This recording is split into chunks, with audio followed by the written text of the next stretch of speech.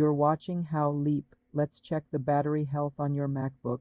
Click the Apple logo in the top left corner of your screen and select System Settings.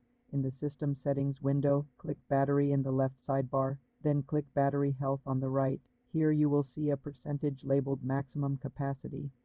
This indicates your battery's health relative to when it was new. A higher percentage means better health. You will also see a status message like Normal or Service Recommended. Below this, the optimized battery charging setting helps prolong battery life.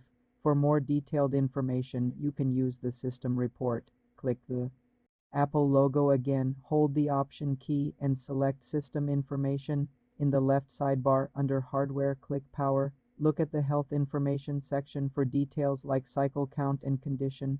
A cycle count near or above May 1000 indicate reduced capacity. For more simple computer tutorials, subscribe to the channel.